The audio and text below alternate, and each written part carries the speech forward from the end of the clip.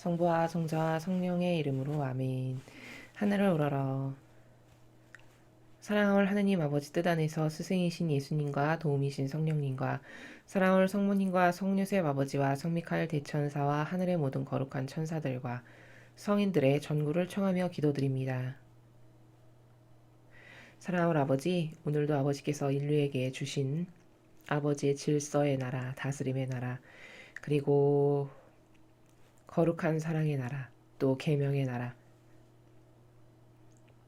또 알파의 오메가이신 나라, 그 모든 것들을 저희가 배울 수 있도록 인도하여 주시고 이끌어 주시는 사랑에 감사드립니다. 사랑하는 아버지, 인류에게 진리가 없으면 얼마나 비참한 존재인지를 더 철저히 그리고 더 확실하게 깨달을 수 있는 은총으로 대한민국과 전 인류에 살아가는 모든 영혼들을 흔들어 깨워주시옵소서. 사랑하는 아버지, 오늘도 아버지께 바쳐드렸을 전 세계의 모든 미사와 예물과 기도와 봉헌과 희생들, 그 어느 것 하나도 손실됨 없이 저희의 모든 인성이 끌어안아서 예수님과 어머니 하나 되신 성심을 통해서 아버지 뜻에 봉헌드립니다. 사랑하는 아버지, 너그러이 받아주시옵소서. 아버지께서 이 나라 백성과 전 세계에 살아가는 아버지의 자녀들이 바쳐드리는 모든 그 희생과 기도와 갈망과 열정과 배상과 보석을 불쌍하고 가여이 여기셔서 온 인류를 용서해주고 싶으신 마음이 드실 수 있는 그런 사랑의 번제물이 될 수 있도록 축복하여 주시옵소서. 또한 아버지, 오늘도 대한민국과 전 세계에 살아가는 아버지께서 사랑하시는 모든 영혼들을 예수님과 어머니 하나 되신 성심을 통해 아버지 뜻에 복원드립니다. 또한 이 진리의 나라에 초대하여 그들의 사고방식과 정신과 마음을 꽉 붙잡고 옥매고 있는 그 인간적이라고 하는 악을 모조리 성령의 그 뜨거운 불로 불태워 없애주시고 그 대신 그 자리에 진리의 빛으로 모두 새롭게 무장시켜 주시옵기를 간곡한 갈망으로 청원드립니다. 이 모든 기도 우리 주 그리스도를 통하여 비나이다. 아멘. 성부와 성자와 성령의 이름으로 아멘. 안녕하십니까. 하느님의 뜻 선교의 윤피아수녀입니다.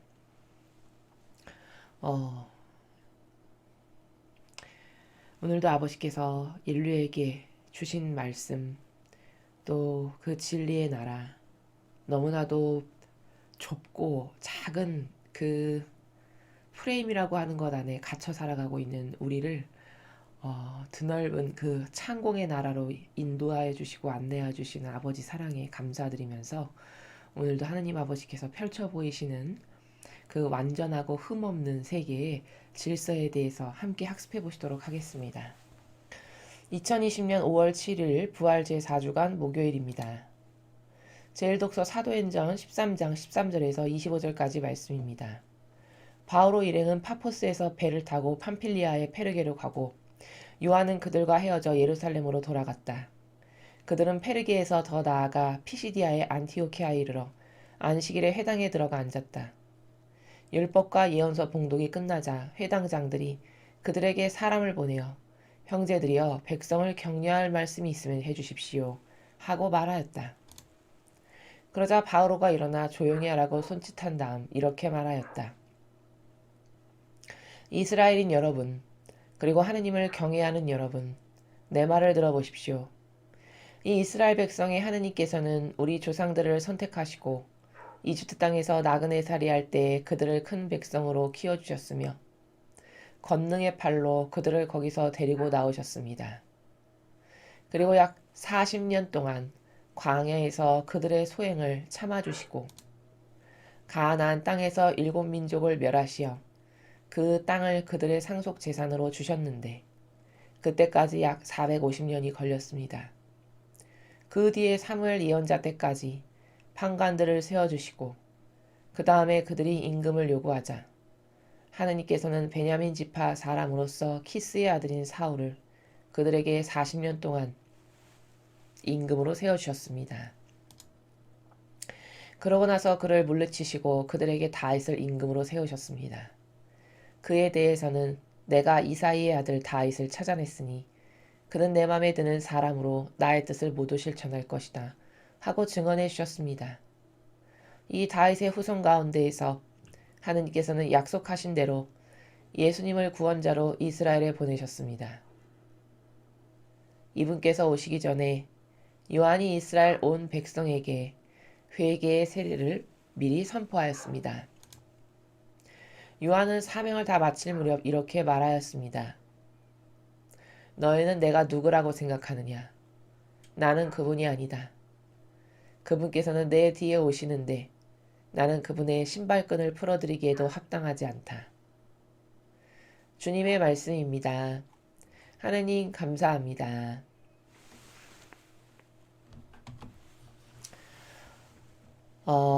오늘 여러분께서 지금 함께 읽으신 사도행전 13장 13절부터 25절까지의 내용은 이제 바오로 사도가 일행과 함께 이제 선교 복음 선포 활동을 계속 하면서 선교 여행하는 그 내용 중에 일부분을 지금 보고 계십니다. 선교 여행을 하러 이리저리 이제 떠돌아다니면서 바오로 사도가 복음을 전하고 있는데 안티오키아에 가게 된 거예요. 그래서 안식일에 이제 회당에 들어가서 앉았는데 율법이나 예언서 같은 것들을 다 읽고 이제 끝나고 나니까 회당장이 사람을 보내서 가까이 다가와가지고는 혹시 우리들에게 뭐 격려하고 백성에게 이렇게 독려할 수 있는 이야기가 있으면 좀 해주십시오. 이렇게 요청을 하게 된 거죠. 그래서 이제 바오로 사도가 이야기를 하게 되는 장면입니다. 자, 오늘 바오로 사도가 이야기한 내용 중에서 핵심은 뭐냐? 바오로 사도가 지금 쭉 이야기하고 있는 것은 하느님의 역사를 이야기하고 있어요. 이스라엘 백성들을 하느님이 어떻게 다스리셨는가라고 하는 그 역사를 이야기하고 있는데 그 하느님께서 이스라엘을 다스리셨던 역사를 쭉 살펴보니까 거기서 발견할 수 있는 관점이 하나 있는데 이 하느님께서 이스라엘을 다스리시고자 하시는 그 역사에서 번번이 인간의 뜻이 하느님의 그 다스림에 끼어들었었다는 거예요. 그리고 그 끼어들은 결과물이 결국은 신적인 아버지의 뜻을 이루어드린 결과물을 창조해낸 것이 아니라 인간적인 자기네의 뜻을 끊임없이 추구하는 이런 것들을 아버지께 요구함으로써 결국엔 이스라엘이 하느님께서 특별한 은총으로 축복한 정말 선민이라고 자기네들이 자부할 만큼 우리는 선택된 백성이다. 전 세계 다른 민족하고는 달라. 이렇게 엄청난 프라이드가 강했죠. 유대인들이. 그렇게 선택된 백성이라고 엄청난 프라이드 가운데서 살았으나 결국 그들이 맺은 열매의 결과를 보니까 예수님을 십자가에 못 박아서 돌아가시게 한 엄청난 죄악을 저질렀고 마침내 예수님께서 돌아가시고 약 한 40여 년이 지난 후에 70여 년경에 이스라엘은 진짜 망하게 되죠. 그리고 우리가 역사적 사실로서 발견할 수 있는 것이 또한 무엇이냐? 정말 이스라엘이 나라 없이 전 유럽 각지를 떠돌아다니면서 온갖 수용소에 갇혀서 가스실에 갇혀서 죽고 뿔뿔이 흩어지고 이렇게 약 1800여 년 이상을 남의 나라에서 떠돌이 행세로 전락해서 살았던 게 이스라엘 역사의 그 열매이다 라는 것을 우리가 발견할 수 있죠. 바오로 사도는 지금 그 하느님의 역사 가운데에서 하느님께서 이스라엘을 다스리시고자 하셨던 그 엄청난 사랑 가운데에서 번번이 끼어들었던 그 인간의 뜻이라고 하는 그 역겹고 그 아버지의 뜻을 거스르는 그 악 때문에 이스라엘은 결국 하느님께 선택된 백성이라고 하는 올바른 열매를 맺은 것도 없고 아버지께 영광을 돌려드린 것 없이 허무하게 망한 것이 그 뽑힌 백성이라고 하는 그 자부심의 열매적 결과가 결국은 망한 거다라는 거죠. 자, 지금 바오로 사도가 이야기하는 나라를 조금씩 살펴보면은 자 보세요. 17절에서 이야기하는 건 뭐예요? 하느님께서 감히 인간으로서는 상상할 수 없는 권능을 이스라엘 백성에게 드러내시고 그들에게 엄청난 은총을 주시기를 남의 땅에서 종살이 했잖아요. 이집트 땅에서. 근데 그 이스라엘 백성을 순전히 아버지의 권능으로 모세라고 하는 충직한 도구를 매개체를 하나 선택하셔가지고 그 모세를 매개체로 도구로 쓰셔서 순전히 아버지의 권능과 영광을 드러내셔서 엄청난 많은 기적과 역사를 일으키시면서 그 이집트라고 하는 땅에서 끌어내셨죠. 권능의 팔로 끌어내서 데리고 나오셨다는 거예요. 그런데 그렇게 나와서 이스라엘 백성이 그런 아버지의 위대한 기적과 권능을 보고 잘 순종하고 살았냐? 그렇지를 못했어요. 우리가 상식적으로 생각했을 때는 참 성경을 보면 그런 생각이 많이 드실 거예요. 참 이스라엘 백성은 멍청하고 어리석고 아니 10가지의 기적을 보고 홍해 바다가 갈라지는 게 눈앞에서 보여줬고 광야에서 상상할 수 없는 만나 내려주셔 뜨거운 햇빛 내리쬐면 구름으로 가려주셔 밤에는 불로 길을 밝혀주셔 그것보다 더 엄청난 기적을 더 어떻게 행해? 그런데도 이렇게 멍청하게 하느님을 끝까지 의심해서 황금 송아지 만들고 그 모세가 십계명 받으러 간 그 사이를 못 참고 황금 송아지 만들고 우리의 신이다 떠받들며 온갖 역겨운 짓 서슴치 않다가 그렇죠. 결국에는 어떻게 하셨어요? 하나님께서 그 역겨운 짓을 참고 참으시다가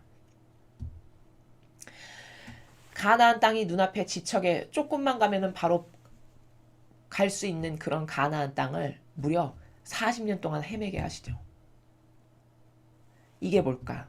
그 아버지의 그 다스림의 하나님의 뜻에 그 인간의 인성이 이렇게 번번이 자만과 교만으로 끼어들어가지고 아버지의 뜻을 가로막는 거예요.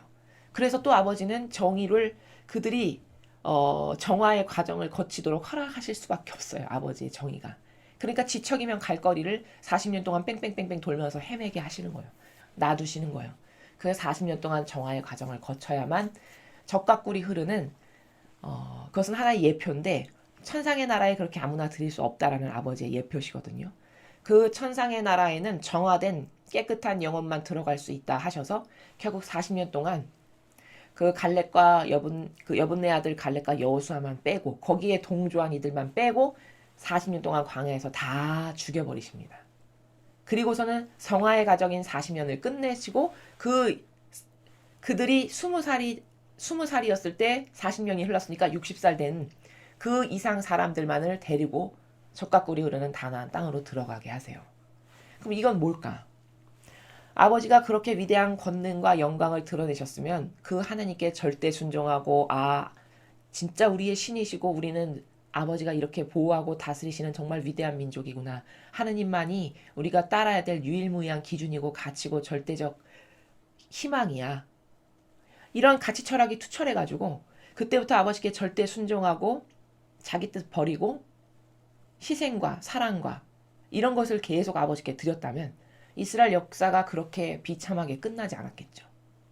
하나님이 이렇게 은총을 주셨으면은 잘 반영했으면은 좋았을 것을 인간이 얼마나 나약하냐면 그렇게 은총을 주시고 잘 이끄시잖아요. 사랑으로. 그럼 꼭 여기에 그 인간의 교만과 자만이 독성적으로 인간의 뜻이라고 하는 자기 것을 내밀어요. 이게 지금 18절에 나오는 40년 동안 광야에서 참아주셨다라고 바오로 사도가 증언하는 바로 그런 내용이에요. 40년 동안 정화의 과정을 거칠 수밖에 없었던 거예요. 이렇게 해서 인간의 뜻이 끼어드는 것을 볼 수 있죠. 그리고는 거기서 정화의 과정이 끝나서 수많은 가나안 땅 주변에 강성했던 많은 센 민족들이 있었거든요. 그 민족들도 다 소탕을 하세요, 아버지가. 그래서 19절에 7민족을 멸하셔서 거기에 그토록 드세고 강성했던 수많은 지금으로 치면 강대국인 거죠. 그 강대국을 다 아버지가 친히 멸하셔서 그 젖과 꿀이 흐르는 정말 풍족하고 모든 것이 다 있는 가나안 땅에 아버지가 선택하신 그 백성들을 이끌어 주시죠. 근데 그 이집트에서 종살이 하면서 결국에는 가나안 땅에 들어가는 그 기간까지 무려 450년이 걸린 거예요. 왜 450년이라는 시간이 걸릴 수밖에 없었을까? 그 정도로 인간의 그 고질적 암과도 같은 인간의 뜻이라고 하는 것이 번번이 하느님 아버지의 축복에 자만과 교만으로 반기를 들고 내 뜻을 내세우는 이런 역겨운 인간의 반향 때문에 늦춰질 수밖에 없는 거죠. 그리고 이제 젖과 꿀이 흐르는 가나안 땅에 들어갔으면 또 그들은 또 똑바로 올바르게 잘 반영을 했었어야 되잖아요. 또 그게 안 돼요. 그렇게 해서 잘 살았는데 시간이 또 지나니까 이들이 뭘 요구하죠? 하나님께 임금을 요구해요. 여러분, 올바른 반향이었으면 어떻게 했을까요? 아버지 제발 저희를 다스려 주세요. 저희는 이집트에서 나와서 지금까지 젖과 꿀이 흐르는 이런 가나안 땅에 이르기까지 저희 뜻으로 저희가 잘나거나 대단해서 이런 땅을 와서 차지하게 살 수 있게 된 게 절대 아니라는 것을 너무 잘 압니다. 하느님 아버지께서 저희를 불쌍하고 가련히 여기셔서 선택하고 뽑아주시고 이렇게 다스리셨던 것에 저희는 절대로 순종하니, 절대성과 유일성으로 순종하니 제발 저희를 좀 다스려주세요. 이렇게 반향했다면 아버지의 뜻이 그들을 얼마나 잘 다스리시고 더 많은 것으로 축복하고 풍성하게 하셨을까요? 또 그게 안 됐어요. 또 이들은 뭘 했을까요? 옆에 주변 강대국들을 보니까 다 임금이 존재하는 거예요. 왕이 있고. 근데 그렇게 강성하게 잘 사는 나라들 보니까 이런 쪽 자기네 수준의 한계성에서 눈으로 봤을 때는 임금 있고 왕 있는 나라들이 잘 살아 보이는 거죠. 그러니까 어떻게 할까? 아, 우리도 임금이 좀 있어야 되겠어. 이거 맨날 보이지도 않는 무슨 신에게 맨날 의탁이나 하고 그런다고 잘 살고 뭐 우리 뜻대로 되는 것도 아니고 뭐 어디 가서 뭐 눈에 보여야 뭘 말도 하고 뭐 부탁도 하고 의탁도 하지 보이지도 않는데 뭐 이런 식인 거죠. 왕을 달라 왕을 달라 요구를 했어요. 그러니까 하느님 아버지께서 그들의 뜻을 들어줘야 되겠다 하셔서 첫 번째 왕을 사울로 세우시죠.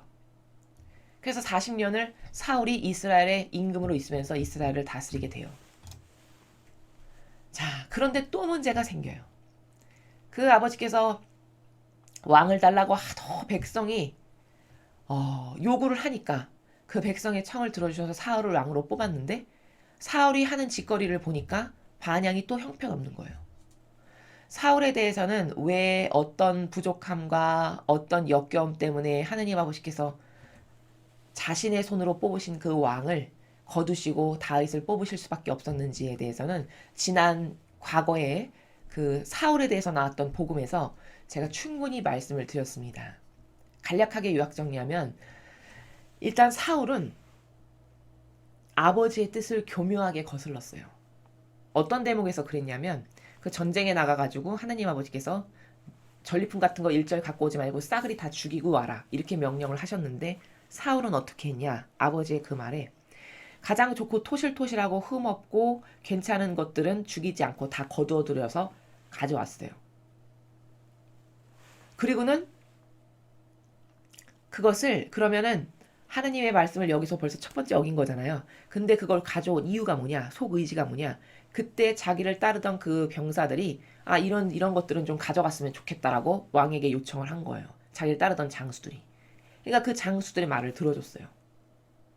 그리고서 갖고 왔으면서 예언자가 가서 왜 주님이 이렇게 말한 것을 당신은 거역했느냐?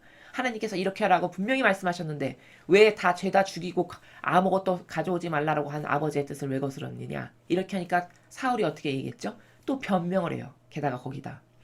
이거 주님에게 제사 지내려고 내가 가져가는 거다. 하나님께 좋은 물건으로 제사 지내면 좋은 거 아니냐? 이렇게 이야기합니다. 이게 뭘까? 변명하는 것도 역겨운 것이요. 그쵸? 인간의 뜻인 자기 뜻을 하나님의 뜻보다 위에다 놓고 그 자기 뜻을 따른 것도 역겨운 것이고 게다가 또 어떤 부족함이 있었죠? 겁쟁이 자체였어요.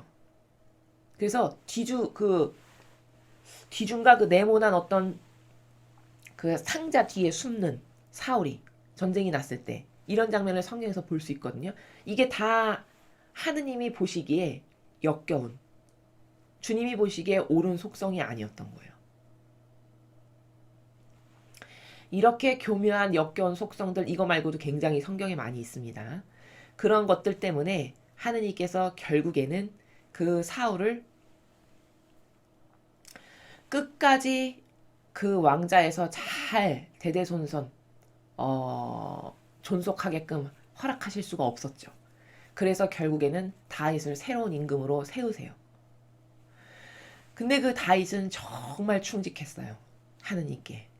정말 충직하고 하느님이라면 절대성과 유일성으로 모든 것을 자기의 전부로 내놓을 수 있을 만큼 굉장히 충직하고 사랑 많고 용감하고 강했던 이런 아들이었죠. 그래서 하느님이 그 다윗을 증언하시기를 친히 말씀하시잖아요. 그는 내 마음에 드는 사람으로 나의 뜻을 모두 실천할 것이다. 이렇게 증언하셨다라는 거예요. 이렇게 다윗 하나만 이스라엘의 수많은 왕들 중에서 다윗 하나만 유일무이하게 아버지 마음에 들었던 다윗도 실수를 물론 했지만 그렇지만 그 속성 자체가 아버지 마음에 들었던 유일한 임금이었어요. 이렇게 이스라엘의 역사를 쭉 사도 바오로가 이야기를 하는데 그 이스라엘의 역사의 과정의 반복성을 보니까 하느님 아버지께서 주시고자 하시는 그 은총과 사랑을 받기에는 잘 대하고 은총과 사랑을 뭔가 주시면은 거기에 인간의 반영하기를 여기에 절대성과 유일성으로 순종하고 자기 뜻 버리고 아버지와 하나 되길 갈망하고 이런 반영이 있었어야 되는데 항상 하느님 아버지께서 무엇을 사랑으로 채우시면 거기에 교만과 자만이 쓱 나오면서 인간적이라고 하는 자기 뜻이 항상 머리를 들고 치받는 이 과정을 반복하더라는 거죠. 이스라엘 백성이. 그래서 결론적으로 망할 수밖에 없는, 그리고 결정적으로 이스라엘 백성이 하느님 눈에 날 수밖에 없었던 또 많은 이유들 중에 하나는 뭘까? 바리사의 율법학자를 신으로 떠받들었죠. 이게 하느님께 수천 년 동안 그 수백 년 동안 이스라엘이 모욕을 드렸던 역사성의 치욕과 모욕과 역경을 드렸던 그런 독성적인 것 중에 하나예요. 하느님을 떠받드는 것이 아니고 하느님을 섬기는 게 아니고 하느님을 진실된 마음에서 사랑하는 게 아니고 신이 아닌 인간, 그 아버지의 자리를 꿰차고 사욕과 욕망으로 인간이 만든 제도와 전통을 신으로 떠받들고 그것을 최고다라고 여겨서 거기에 절하고 섬기는 이런 역겨운 모욕적인 짓을 계속 하다가 결국에는 망할 수밖에 없는 그 역사의 사실적 팩트를 우리가 바라볼 수 있죠. 바오로 사도는 오늘 유다인들에게 하느님의 역사를 쭉 이야기하면서 여기서 전달하고자 하는 핵심은 뭐였냐? 하느님은 이렇게 다스리길 원했는데 그때마다 인간이 어떻게 반영했냐? 이렇게 반영해서 하느님이 이런 것을 허락하실 수밖에 없었고 왜 400여 년이 넘게 걸릴 수밖에 없었을까? 그 정화의 과정이 필요할 수밖에 없었던 거예요. 그 인간의 뜻을 버리게 하기 위해서. 그 인간의 역겨운 독성적 자신의 뜻이라고 하는 그 자아라고 하는 그 자기 기준과 기호와 정서와 그쵸? 자신의 선이라고 하는 그리고 인간이 만들어 놓은 가장 역겨운 것 중에 하나인 제도와 전통이라고 하는 이런 것들을 다 버리고 없애는데 필요한 정화의 시간이 그렇게 필요할 수밖에 없었던 거예요. 그들의 반영하는 그 자세가. 그래서 결국은 이제 예수 그리스도를 보내기까지 하시죠. 아버지의 자비하신 사랑이. 그런데 끝끝내 그분까지도 죽여버리잖아요. 이스라엘 백성이. 그 피해 대가는 우리와 우리의 후손이 치르겠다고 이렇게 장담까지 하면서. 그래서 결국 그 피해 대가를 치르게 된 게 어떻게 되죠? 말을 뱉은 게 씨가 돼서 어떻게 됐습니까? 진짜 자기네가 뱉은 것처럼 그 피해 대가를 받기를 나라 없이 떠돌이 신세로 1800년 넘는 동안 유럽에서 그렇게 모두가 유대인이라고 하면은 죽여버리고 싫어하고 그쵸? 이런 불행한 역사를 살 수밖에 없는 민족이 되었죠. 이런 그 나라에 대해서 이 시대의 이스라엘 사람들은 절대 몰랐고 지금을 살아가고 있는 우리도 이런 나라의 관점이 없다는 거예요. 오늘 일독서의 나라의 관점을 요약 정리하면 이겁니다, 여러분. 우리는 신앙생활과 종교생활의 차이를 반드시 알아야 돼요. 이스라엘이 망한 것은 자기네가 하는 것이 신앙생활이라고 착각했겠지만 사실은 종교생활을 했기 때문에 망한 거예요. 오늘 바오로 사도는 그렇게 유다인들에게 당신들이 하고 있는 거, 믿고 따르고 있는 거, 그거 하느님 섬기는 거 아니고 인간의 뜻이 이렇게 하느님의 다스림에 번번이 반기 들고 역겨운 짓 해서 끊임없이 그 인간의 뜻이 아버지의 뜻에 대드는 이 역사적 반복 가운데에서 이스라엘이 이렇게 흘러가고 있는 거다라는 것을 이야기하는 거거든요. 자, 보시면 왼쪽의 그림은, 왼쪽의 도표는 신앙생활을 도표화한 거예요. 즉 신앙생활이라는 건 뭐냐?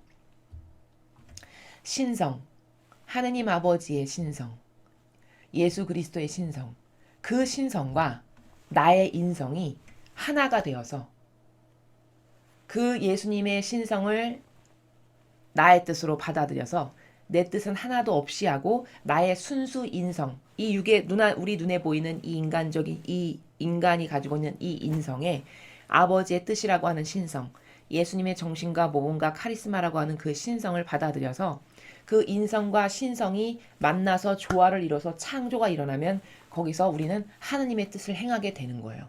이게 신앙생활이에요. 그럼 최소 신앙생활이라는 것은 신성이 50%, 인성이 50% 들어가서 거기서 창조가 일어나기를 하느님의 뜻을 행하는 이런 창조가 일어나게 하는 것이 바로 신앙생활이라는 거예요.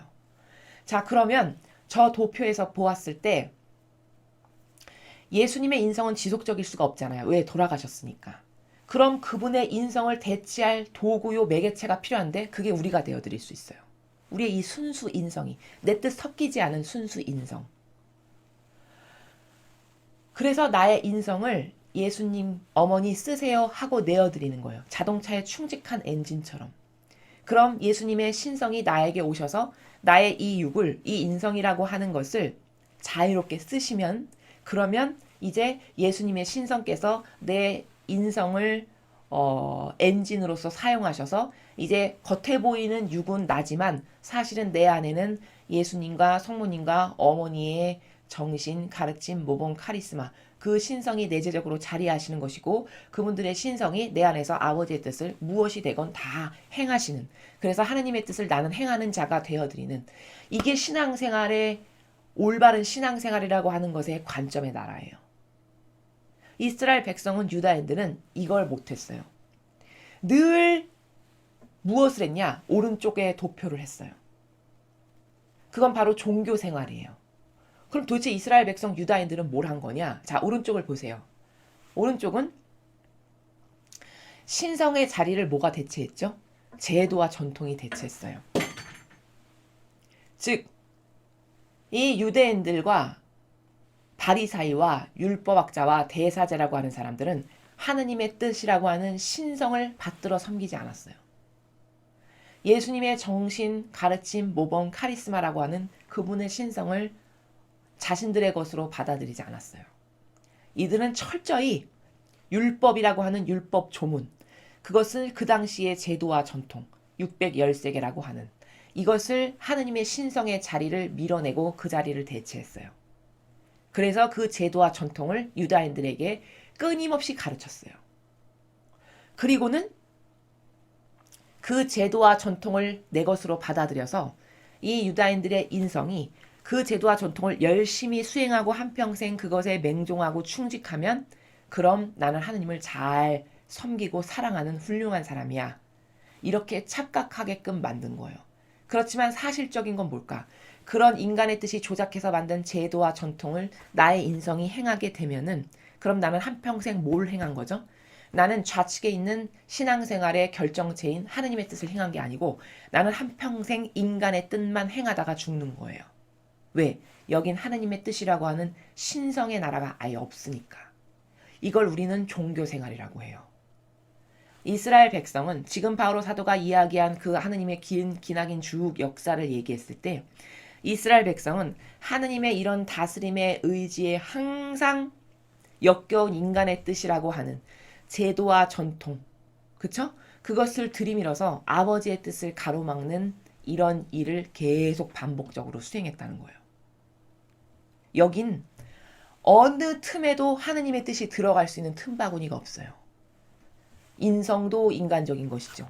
제도와 전통도 인간의 뜻이 누룩처럼 끼어들어가지고 하느님의 법은 다 폐기 처분하고 만들어 놓은 자기네 인간을 위한 인간의 사욕과 욕망을 잘 대대손손 통치하고 다스리실 수 있는 것을 굳건하게 하기 위한 하나의 제도 법제적 장치잖아요. 저것도 인간적인 것이지 어느 곳 하나 신성이 끼어들 자리가 없는 거예요. 그래서 이 인성이라고 하는 내가 한평생 인간이 만들어 놓은 제도와 전통을 열심히 따르고 섬기고 충직하고 맹종해서 결국에 나는 뭔 열매를 맺었냐? 인간의 뜻을 한평생 행하다가 죽는. 바로 이런 열매의 결과를 맺는 게 종교 생활이라는 거예요. 명확하게 구분이 되시죠? 자, 그럼 지금을 살펴보죠. 지금 로마 가톨릭엔 여러분 보시기에 좌측과 같은 신앙생활을 하고 그 신앙생활을 가르치며 성도들에게 그것을 하라고 권고하며 자기네들이 그렇게 삽니까? 아니면 오른쪽에 보이는 도표와 같이 종교생활을 자기네가 모범적으로 행하고 그것이 하느님을 잘 섬기고 넌 이걸 잘하면 하느님을 사랑하는 자야. 이렇게 가르치고 전파하고 계승합니까? 바보가 아닌 다음에는 누구나 다 이 로마 가톨릭에서 몸담고 있는 사람이라면 오른쪽이 시스템이라는 것을 너무나도 잘 알아요. 그럼 오른쪽을 했을 때 맺어지는 행위의 열매의 결과는 뭘까? 인간의 뜻을 한평생 행한다는 거예요. 그럼 그게 왜 뭐 어때서? 자, 여러분, 왜 뭐 어때서라고 생각하시는 분들 이스라엘의 역사를 보세요. 이스라엘은 지금보다 제도와 전통이라고 하면은 칼날같이 시간 지키고 칼날같이 지금보다 613개의 조문을 더 철저하게 지켰던, 재물이 떨어지기를 했으니까 이스라엘에게 기도가 떨어지기를 했으니까 하느님을 섬기는 제도와 전통이 부족했으니까 어느 것 하나 지금 세대보다 부족하지 않았어요. 더 나았으면 나았지. 이렇게 철두철미했어요. 율법이라는 것에. 그랬는데 그들의 결과를 보시라니까요. 그 이스라엘이 맺은 결과가 뭐예요? 나라가 망한 게 결과예요. 그럼 하나님은 그 나라가 망하게끔 왜 허락하셨을까라는 거죠. 인간의 뜻을 한평생 행했기 때문이에요. 하느님 이름 팔아다가. 이 역겨운 짓을 계속 수십 년, 수백 년을 반복한 그 열매의 결과가 결국 나라가 망한 거다. 그럼 이스라엘만 망하고 지금은 안 망할 거냐? 천만의 말씀이에요. 하느님의 역사는 인간하고 다른 것이 뭐냐? 하느님은 절대성과 유일성과 질서가 명확하고 퍼펙트하세요. 인간처럼 고무줄 잣대로 늘었다 줄었다 하는 이런 분이 아니세요. 그렇기 때문에 과거 어떤 관점의 나라에서 무엇이 하나 잘못돼서 맺은 결과가 이래. 그럼 그것은 시공을 초월해서 항상 영원 불멸하게 적용이 돼요. 그 말은 뭘까? 21세기건 뭐 22세기건 23세기건에 상관없이 어찌됐건 간에 과거에 어떤 과정과 어떤 잘못된 속성 때문에 맺은 열매가 패망이었어. 그럼 그것과 똑같은 관점의 나라에서 지금 죄악을 짓고 있다. 그럼 맺은 열매는 그때 그 열매랑 똑같다는 게 하느님의 다스림의 나라의 법칙이고 원리예요. 이래서 무서운 거예요. 자, 그러면 저같이 하느님을 사랑하고 예수님과 어머니의 모범만을 담겠습니다. 라고 해서 자원한 사람들. 그 신앙생활을 더 퍼펙트하게 완벽하게 하려면 왼쪽의 도표를 보시면, 자, 제가 뭐라고 말씀드렸죠? 인성과 신성이 최소 신앙생활의 베이스 기본이다 하면 최소 50%는 해서 100%짜리가 돼서 하느님의 뜻을 행하는 그런 도구가 충직하게 내가 되어드리면 그게 신앙생활이라고 말씀을 드렸어요. 근데 만약에 그 순도와 수준을 더 고도화시키고 높이고 싶다. 그럼 저 도표에서 어떻게 퍼센테이지를 바꿀 수 있는 거냐? 나의 인성이라고 하는 퍼센테이지를 점점 더 낮춰가지고 신성이 완전히 100%가 되게 해드린다. 그렇죠? 나를 완전히 지배하고 다스리실 수 있게끔 100%짜리로 신성을 만들어 두고 인성은 완전 진짜 이 거죽의 껍데기만을 내어드리는 그 수준으로 내 것은 하나도 들어가지 않게 완전히 배제시킨다. 신성을 100%짜리로 차지하게 하고. 이게 예수님과 성모님이셨어요. 그러면 진짜 고도화된 예수님과 성모님의 정신세계를 살아가는 인간이 구현이 가능하게 되는 거예요. 그럼 정말 나를 다스리시는 거는 그때부터는 완벽하게 예수님과 어머니만이 다스리시고 나라는 존재는 내가 누구인지도 기억이 안 날 만큼 나라는 존재에 대해서는 완전히 있는, 그냥 나는 완전히 이 겉에 보이는 나의 인성적인 매개체적인 도구고 자동차로 치면 충직한 엔진이 되어드리는 그것만을 내어드리는 그런 존재가 되는 것이 바로 신앙생활의 극치점이에요. 그 모범이 예수님과 성모님이셨다라는 거예요. 그럼 그렇게 되면 어떻게 되냐? 저 신앙생활의 극치점인 신성이 100%짜리가 되면 어떻게 되는 거냐? 그때는 내가 발걸음을 하나 옮기는 것, 손동작 하나 하는 것, 눈짓으로 무엇을 바라보는 것 하나까지도 다 아버지의 뜻을 이루는 도구가 돼요. 이해가 되시죠? 이 정도로 퍼펙트하고 완벽한 도구가 되는 거예요.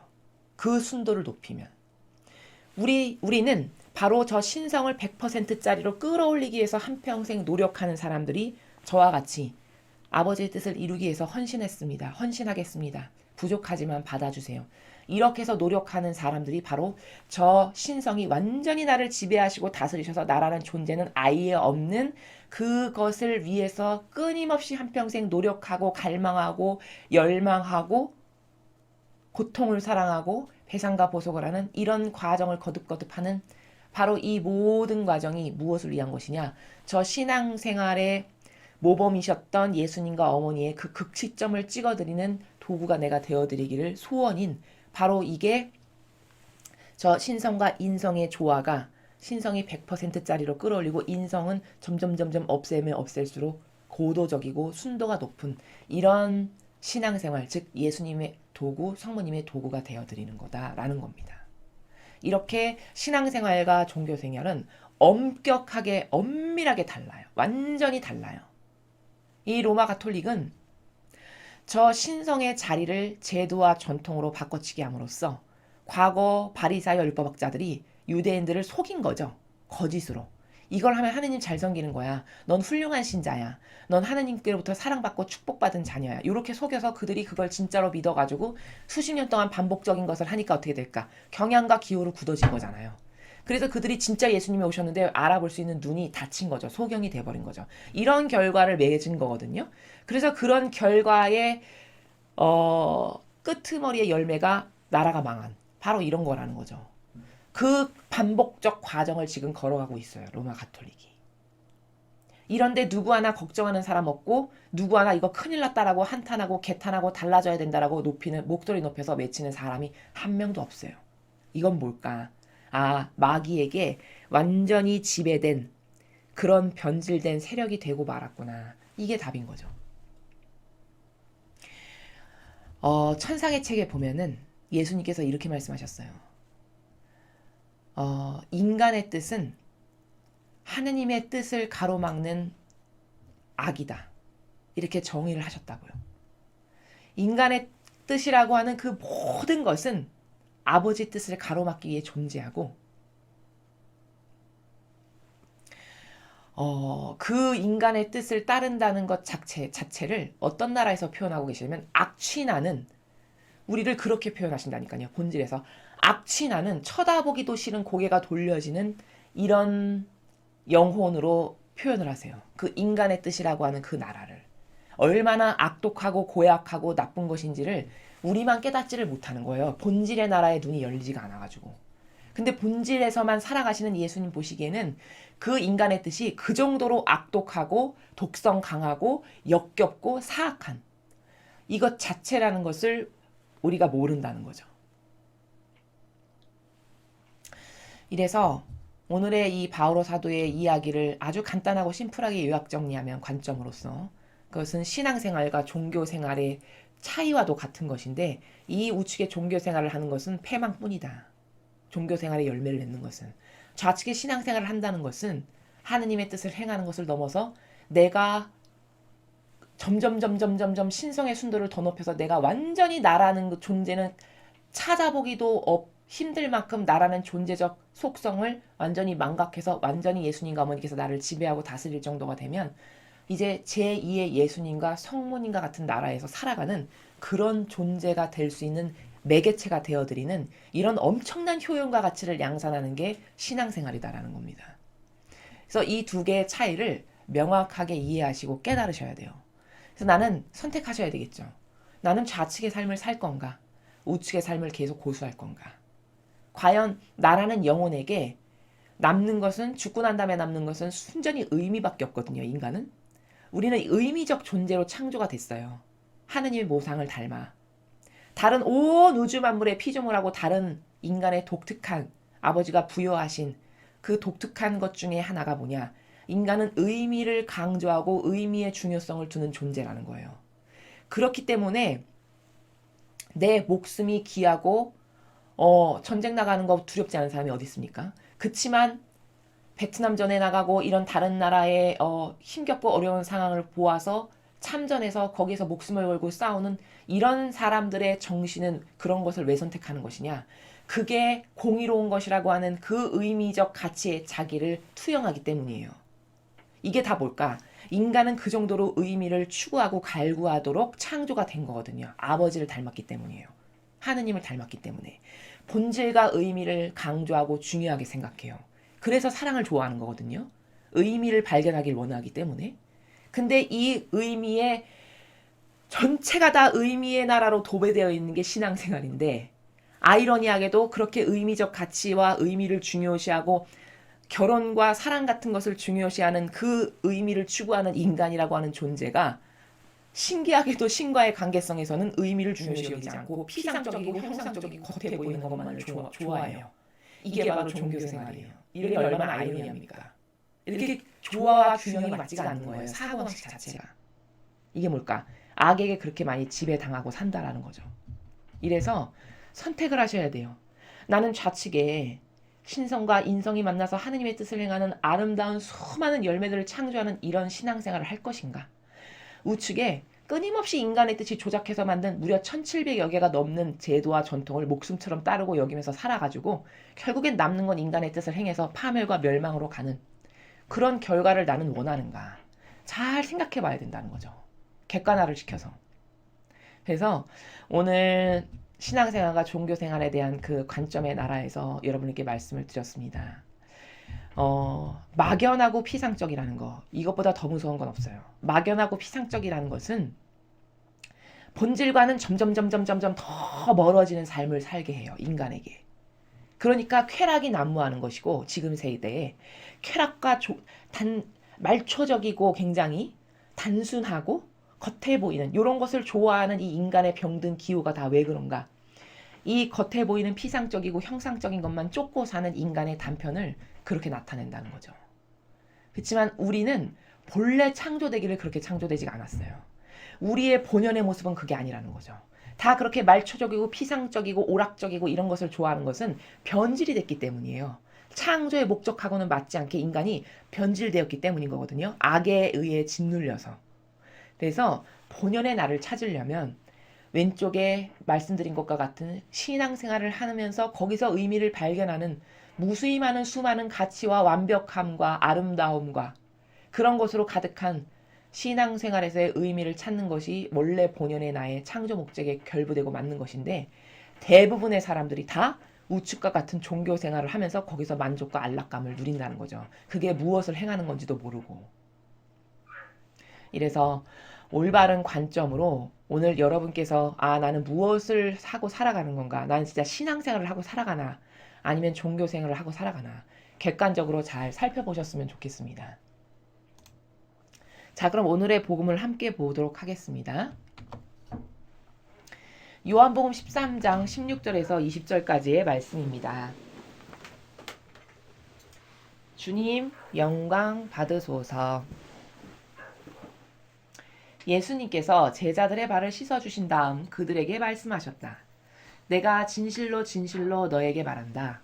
종은 주인보다 높지 않고 파견된 이는 파견한 이보다 높지 않다. 이것을 알고 그대로 실천하면 너희는 행복하다. 내가 너희를 모두 가리켜 말하는 것은 아니다. 내가 뽑은 이들을 나는 안다. 그러나 제 빵을 먹던 그가 발꿈치를 치켜들며 저에게 대들었습니다. 라는 성경 말씀이 이루어져야 한다. 일이 일어나기 전에 내가 미리 너희에게 말해둔다. 일이 일어날 때 내가 나임을 너희가 믿게 하려는 것이다. 내가 진실로 진실로 너에게 말한다. 내가 보내는 이를 맞아들이는 사람은 나를 맞아들이는 것이고 나를 맞아들이는 사람은 나를 보내신 분을 맞아들이는 것이다. 주님의 말씀입니다. 그리스도님 찬미합니다. 자, 오늘 요한복음에서 가장 중요한 핵심 문장은 뭐냐? 그건 바로 이 16절이에요. 내가 진실로 진실로 너에게 말한다. 종은 주인보다 높지 않고 파견된 이는 파견한 이보다 높지 않다. 이게 오늘 요한복음에서 가장 중요한 핵심 문장입니다.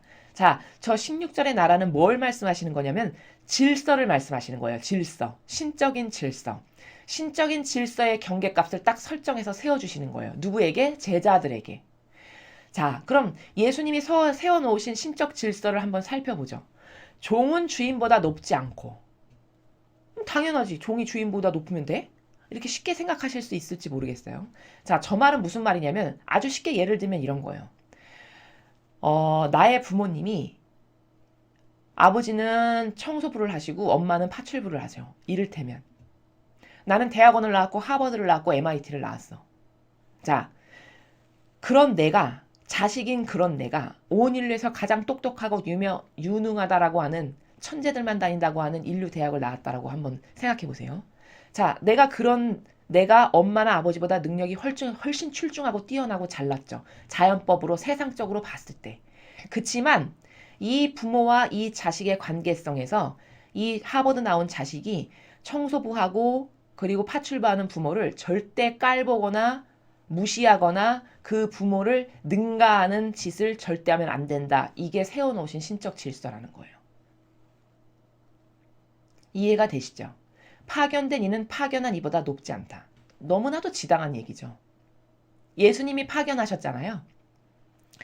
그럼 12제자는 예수님이 3,000명 세례 줬을 때 1억 명 세례 줬다 해도 절대 예수님을 능가하는 어떤 행동을 해서는 안 돼요. 이게 세워놓으신 신적 질서의 법칙의 나라예요. 너무나도 퍼펙트하고 완벽한 질서죠.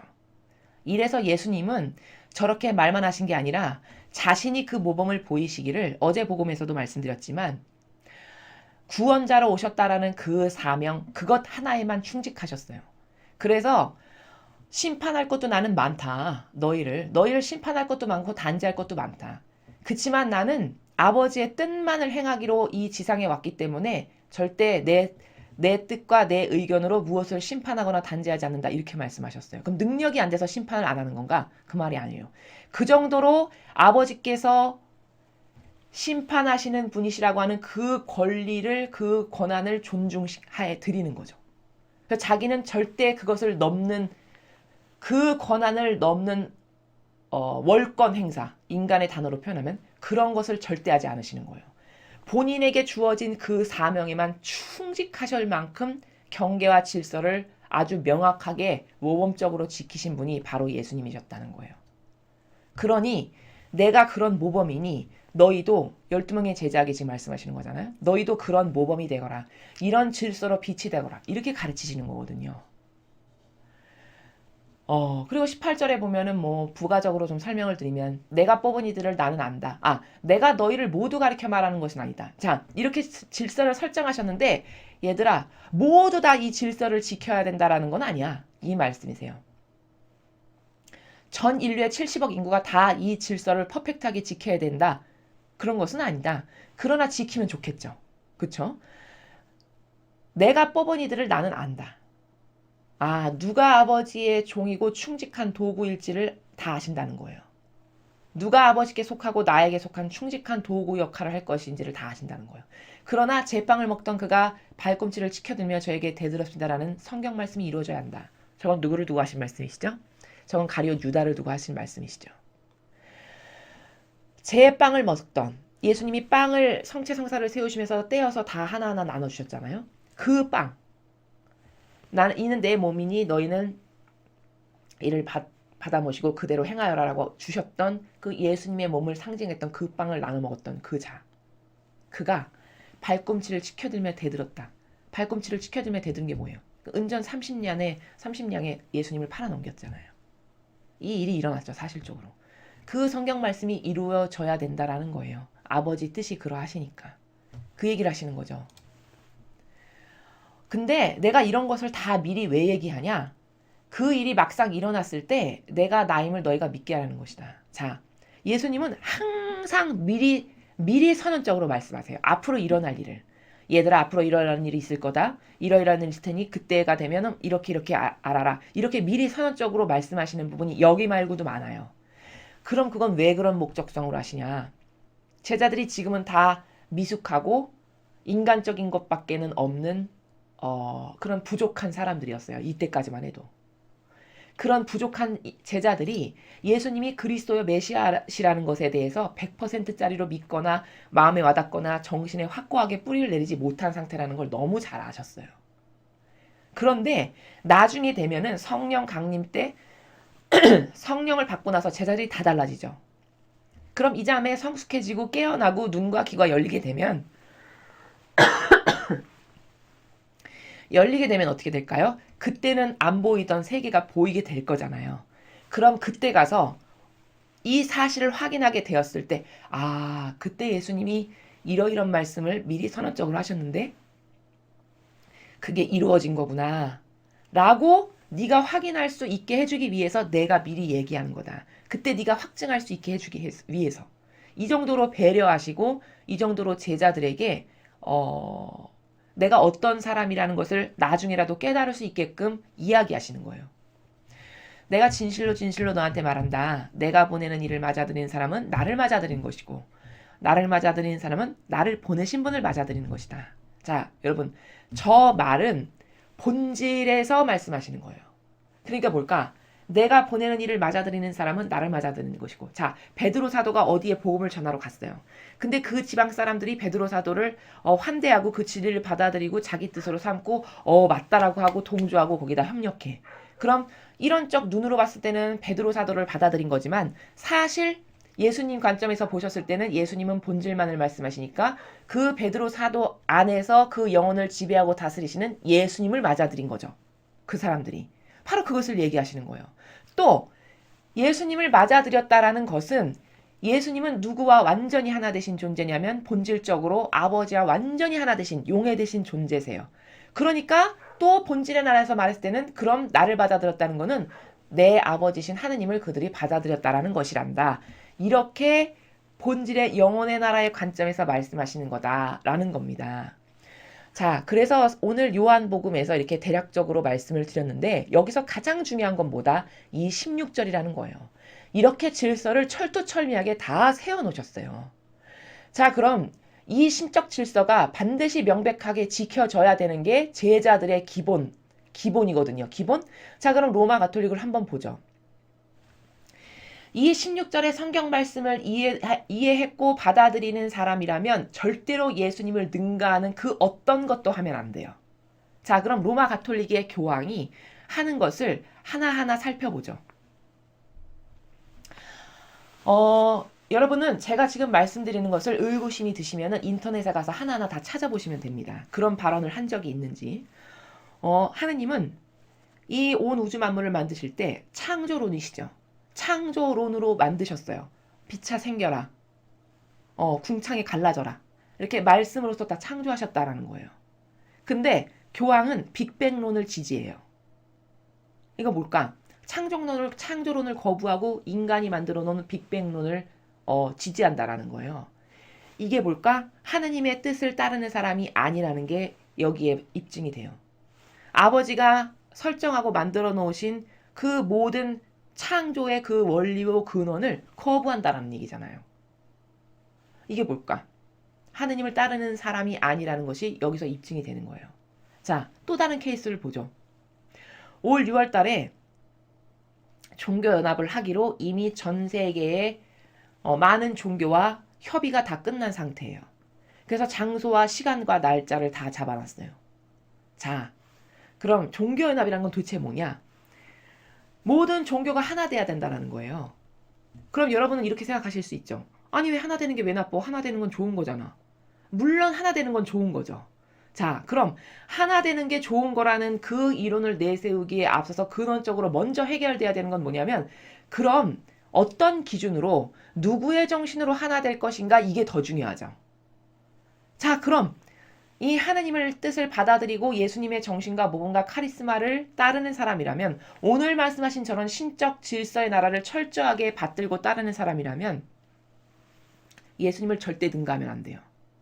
근데 이 교황은 하나 되는 이 종교연합을 할 때 어떤 발언들을 하냐면 하나님의 뜻으로 우리 하나 됩시다. 이렇게 절대 발언한 적이 단 한 번도 없어요.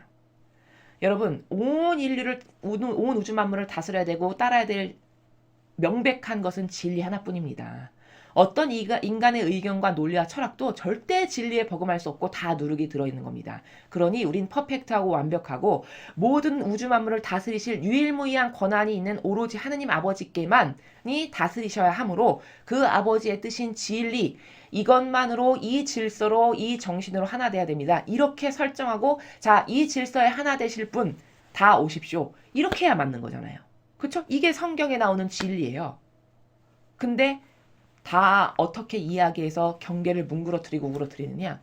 조로아스터교도 무슨 라마교도 이슬람교도 무슨 교도 다 모든 종교에는 조금씩 진리가 있다는 거예요. 그러니 너도 진리가 좀 있고 너도 진리가 좀 있고 그래 너도 진리가 좀 있고 불교에도 진리가 좀 있고 서로 좋은 게 좋은 거지. 다 진리가 조금씩은 있잖아? 그러니 우리 하나 되자. 이게 종교연합이에요. 그럼 여러분, 하느님은 그렇게 타협을 하시던가요? 악과? 절대 그런 거 없으시죠. 이게 뭘까? 이게 또 하느님의 정신과 다르고 하느님을 능가하는 짓을 한다라는 명백한 증거예요. 그럼 그 종교연합을 도대체 왜 할까? 하느님께 영광을 돌려드리고 하느님 뜻이 잘 이루어지게 하기 위해서일까요? 그렇다면 진리로 하나 된다는 말을 먼저 했었겠죠. 그런 것은 하나도 없이 모든 것은 다 조금씩 진리가 들어가 있으니까 우리 그냥 좋은 게 좋은 건데 평화적으로 잘 삽시다. 하나 됩시다. 이런 취지거든요. 그럼 이것을 하는 그 속의지의 뜻은 뭘까? 그렇게 하나 되는 모든 과정을 거쳐서 마치는 자기가 그 모든 종교의 하나 된 것의 수장으로서 우두머리로서 거기에 앉겠다는 속의지를 우리는 발견할 수 있어요. 이게 뭘까? 이게 전체주의자의 야욕이에요. 자, 그럼 예수님은 언제 이 지상에 온 우주 만물을 다스리실 수 있는 왕이시지만 단 한 번도 왕이 되기를 원하신 적이 없어요.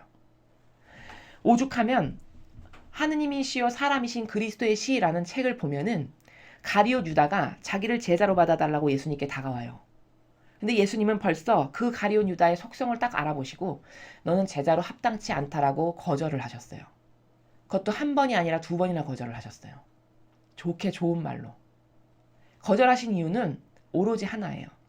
그 가룟 유다의 속마음의 의지가 세상적 왕을 떠받들어서 자기도 그 세상적 왕으로 예수님이 온 이스라엘의 왕, 전 인류를 평정할 수 있는 왕이 됐을 때 자기도 한 자리 좀 옆에서 얻어누릴 이런 영광을 좀 얻기 위해서 제자가 되기를 그렇게 원했던 거예요. 그 마음을 너무 잘 아시겠죠? 마음의 그림자도 아시니. 그러니까 예수님의 그 본질적인 아버지의 뜻을 수행하시는 정신과는 너무 다르니까 좋게 거절을 하셔요. 얘야, 네가 생각하는 그 왕, 나는 그 왕이 되기 위해서 세상에 온 게 아니다. 이렇게 얘기를 하신다고요. 나는 그런 세상의 모든 권세와 모든 영화와 영예를 누리는 세상의 그 권능의 왕, 나는 그런 왕이 되기 위해서 세상에 온 것이 아니란다. 그러니까 너는 나의 제자가 되기에는 맞지 않다라고 이렇게 얘기를 하신다고요. 근데 유다가 말귀를 못 알아들어요. 그냥 좋게 겸양의 사양의 표현이시지. 뭐 이 정도쯤으로 치부하는 거죠. 그리고는 계속 받아달라고 다가와요. 그래서 마침내 세 번째 다가왔을 때 예수님이 그냥 수용하고 받아들이시는 이런 전체의 모든 일괄적인 과정이 그리스도의 시라는 책에 보면 아주 상세하게 나옵니다. 그것 하나만 봐도 예수님은 단 한 번도 정말 그 진실의 마음이 세상에 엄청 의리번쩍하는 온 인류를 너에게 다 준다라고 해도 왕이 되실 마음이 요만큼도 없으셨어요. 그럼 교황이 모든 종교의 수장의 우두머리에 앉아서 전체주의자로 그 모든 것의 우두머리가 되기를 원하는 것은 예수님의 이런 정신을 능가하는 거죠. 여기서 벌써 이 사람은 악에 의해서 변질됐구나라는 것을 명백히 발견할 수가 있는 거예요. 16절에 정확히 위배되죠. 16절에 저런 정신 없어요. 만약에 저런 정신이 있다면 그런 것을 도모하지조차 않았겠죠. 그것뿐만이 아닙니다. 교황이 동성애자 받아들여야 된다라고 얘기하고 난민 받아들여야 된다라고 수도 없이 많이 얘기했죠. 자, 이것도 다 뭘까? 경계를 허무는 발언을 서슴없이 그렇게 하는 거예요. 그렇지만 예수님은 그리고 하나님 아버지는 엄연히 경계값을 딱딱딱딱 다 설정해서 주셨어요. 성경에 보면. 경계값이 명백하게 존재해요. 하다못해 예수님은 하느님의 단 하나뿐인 외아들이신데도 그 아버지와의 경계의 나라를 어느 정도로 존중해드리냐면 심판할 자격이 자기에겐 없다라고 하셔서 그 심판을 나는 안 한다라고 어제 복음에서 말씀하시잖아요. 얼마나 아버지를 존중해드리는 겁니까? 이렇게 명확한 경계값이 다 있는데 이 교황은 거꾸로 경계를 허무는 이런 수많은 발언을 해요. 끊임없이. 이게 다 뭘까? 이게 예수님보다 높은 자로서 이 경계를 허무는 능가하는 짓을 계속하는 거예요. 이게 바로 성경의 근거에서 어떤 팩트를 파서 이게 가짜인가 진짜인가 악인가 선인가를 이렇게 분별하시는 겁니다. 요한복음 13장 16절에서 20절에 보니까 16절에 신적 질서가 저렇다라고 예수님이 가르쳐 주셨는데 이 사람은 이런 신적 질서의 정신의 나라가 없구나. 이러니까 가짜구나. 이렇게 아실 수 있다는 거예요. 이래서 우리는 저렇게 아름답고 명확한 다양한 경계와 질서의 나라가 유지되고 있는 저런 신적인 저 질서를 나의 것으로 받아들여서 나는 저거에 절대적으로 순종해야지. 이런 마음으로 살아가는 것이 하느님의 제자요, 예수님의 제자요, 주님의 종이다. 라는 것이 맞는 거라는 거죠. 그럼 다 무조건 다 그렇게 폄하하면 안 되죠. 사람은 다 부족한 거 아니에요? 이렇게 말씀하실 수 있을지 모르겠어요. 여러분, 그런 올바른 의지를 가지고 살아가는 가운데 부족한 것과 의지가 그렇게 잘못돼가지고 하느님의 경계값을 다 허물면서 부족한 것은 달라요. 다른 거죠. 엄연히 다른 겁니다. 베드로 사도가 부족했나요? 안 부족했나요? 부족했죠. 베드로 사도는 많이 부족했어요.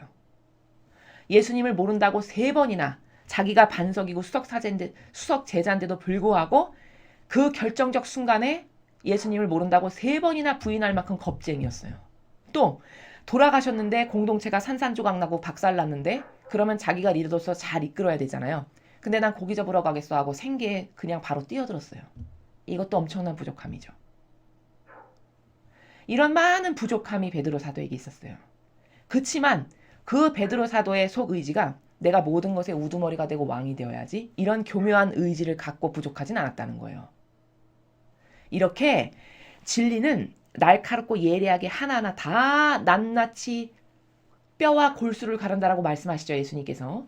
뼈와 골수를 가르는 가운데 모든 것을 분별할 수 있는 나라가 진리예요. 이래서 무서운 거예요. 하나님의 진리는.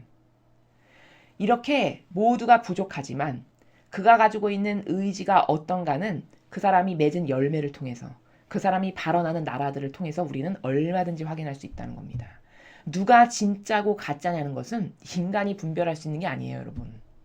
어떤 게 진짜고 가짜냐는 것은 이렇게 성경에서 말씀하시는 수많은 질서와 원리들 이것을 가지고 저 사람이 진짜고 저 사람이 하느님을 속이는 가짜구나. 사람을 속이는 가짜구나. 이렇게 분별할 수 있는 것이지 인간이 무슨 어설픈 내피셜로다가 진짜 같아. 저 사람은 처신이 이러니까 가짜 같아. 욕 잘하는 거 보니까 가짜 같아. 하느님 일꾼이 이렇게 욕 잘한다는 게 좀 이상하지 않아? 이런 건 다 옳지 않은 근거다 이거예요. 여러분 그렇게 욕 잘하면 하느님 일꾼 아니다. 만약에 이런 말을 누가 한다. 그럼 여러분 세례자 요한을 한번 보시죠. 세례자 요한은 자기가 세례를 주는 일을 하고 있는데 그 바리새인의 율법학자들이 자기에게 와서 세례 받으려고 하는 것을 딱 보고 어떻게 이야기했죠? 이 뱀의 족속들아 이렇게 이야기했어요. 그럼 그게 무슨 말인지 아십니까 여러분? 지금으로 말하면 엄청난 욕이에요. 야 너는 대대손손이 마귀의 족속인 뱀의 족속이라는 건 뱀은 사탄을 상징하는 거잖아요. 그 율법학자 바리새인들한테 뭐라고 얘기한 거냐면 야 너는 대대손손 너의 조상부터가 다 마귀의 족속인 그런 가문인 것들아 이렇게 이야기한 거예요. 지금으로 치면 욕을 한 거죠. 그럼 그 사람 하느님 일꾼 아니었나요? 그렇게 욕하니까 그런 게 아니라는 거예요. 그런 말도 안 되는 이상한 기준 성경에 어디 써있지도 않은데 이상한 정서를 가지고 와서 그것으로 기준을 들이댄다는 것 이게 하느님 보시기에 굉장히 역겨운 거라는 것을 잘 인지하셔야 된다는 거예요. 누가 하느님의 진짜 충직한 종이라면 저런 질서들을 충직하게 따르려고 하는 올바른 의지 가운데 여러 가지 부족한 그런 것이 있다라는 것은 하느님 아버지께서 사람의 의지를 보시기 때문에 모두가 다 부족하잖아요. 전 인류에서 부족하지 않은 사람이 한 명이라도 있나요? 없습니다. 하느님 보시기에. 다 부족해요. 그렇지만 하느님이 보시는 거는 근성과 속성과 의지예요. 그래서 과거에 수많은 하느님께서 또 예수님께서 뽑은 사람들, 제자들, 일꾼들을 보면 다 그토록 강한 오죽하면 베드로 사도는 그의 강함이 예수님을 잡으러 로마 병사가 딱 오니까 가서 귀를 확 잘라버리잖아요. 그 정도로 강했던 거예요. 그 정도로 정의로 들끓었던 거죠. 이런 강한 사람들을 쓰셨지 겉으로 유려하고 착해 보이고 친절한 말로 와서 사람 속이는 이런 사람들은 단 한 명도 쓰지 않으셨어요. 엄청난 착각이에요. 하느님의 일꾼에 대한 이상한 기준을 여러분이 갖고 계시다면 엄청난 착각이라는 겁니다. 오늘 우리는 사도행전을 통해서 신앙생활과 종교생활의 차이에 대해서 함께 살펴보셨습니다. 그 관점 정말 중요하거든요. 그 관점으로 여러분 스스로를 한번 객관화시켜 보세요. 나는 어디에 속하는 사람인가? 그리고 나는 진실로 나의 삶이 어떤 열매를 맺는 의미적 존재가 되기를 바라는지를 잘 살펴보시기 바랍니다. 또 오늘 복음에서 요한복음을 보면 그 질서, 신적인 명확한 질서의 경계를 지어주시는데 절대 하느님이나 예수님을 능가하는 것을 종이라면 하면 안 된다는 거예요. 마치 자식이 아무리 부모가 못나고 부족한 청소부여 파출부라고 해도 그 부모를 무시하거나 깔보거나 능가하는 일을 하면 안 되듯이, 이게 질서이듯이 마찬가지라는 거죠. 그럼 하느님의 일꾼들은 절대 예수님이 하시지 않았던 그런 것들을 능가해서 월권 행사를 하면서 자신의 뜻으로 제도와 전통으로 무엇을 왕처럼 다스리며 명령하고 너는 돼 안 되라고 단정하고 신적이도 않은 것으로 이건 다 월권 행사를 하는 거예요. 예수님을 능가하는. 이것은 참 불행한 겁니다. 사실 결론적으로 말하면 예수님은 이런 상황에 대해서 성경에서 뭐라고 말씀하셨냐면 너는 차라리 나를 몰랐던 게 낫다 이렇게 말씀하셨어요. 뽑힌다는 것은 굉장히 좋은 거예요. 소명을 받고 사명을 받는다는 것은 정말 좋은 겁니다. 영광이죠. 그러나 그 사명을 받은 것보다 더 중요한 건 뭐냐? 그것을 과연 어떤 정신으로 한평생 꿋꿋하게 절대성과 유일성과 단순성과 겸손과 정직의 나라로 수행할 수 있느냐? 이게 더 중요하다는 거예요. 그렇게 할 자신이 없고 내가 그렇게 살아갈 수 없다라면은 차라리 그것을 더 잘할 수 있는 사람에게 물려주고 나는 아무것도 안 하는, 이게 정직한 양심이다 라는 겁니다. 자, 오늘 주신 말씀 여러분의 마음과 정신에 많은 은총의 그 열매가 맺어지기를 아버지 뜻 안에서 저 또한 기도를 드립니다.